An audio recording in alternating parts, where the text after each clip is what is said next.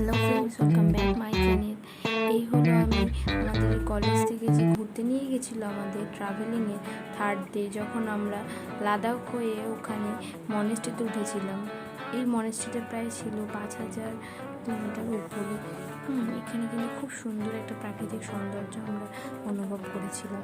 এত উপরে উঠে আবহাওয়াটা যেমন শীতল ছিল, ঠিক সেরকমই এখানে খুব সুন্দর প্রাকৃতিক একটা শান্তি আমাদের অনুভব হচ্ছিল। এই হলো মনেস্ট্রি, যেখান থেকে আসার সময় আমি রাস্তা দেখানো উপরে উঠে এসেছি। এবারে সিঁড়ি দিয়ে উঠে এসে অনেকটা এখানে উঁচু জায়গা, যেখান থেকে তো মেঘ দেখা যাচ্ছিল, মেঘের সাথে আমরা ভাসছিলাম দেখে মনে হচ্ছিল।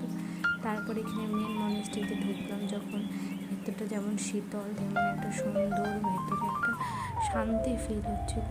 ঢোকার পর এখন এখানে দেখলাম বুদ্ধ মন্দির, শায়দ মন্দিরই বলে, আমি তো কোনোদিনও দেখিনি এর আগে। তারপর ওখান থেকে বেরিয়ে এটি হলো আরেকটি মনেস্ট্রিতে গেছি তার পাশে, যেখানে এরকম কিছু একটা ছিল, যেখানে ওদের দেবতা ছিল বৌদ্ধদের, যেখানে ওনারা কিছু করছিল।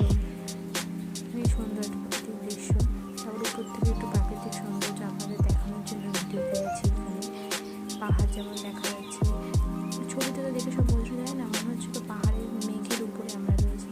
এবার আমাদের সেই রিসর্টে ফেরার ভিডিও এটা, যখন আমরা রিসর্টে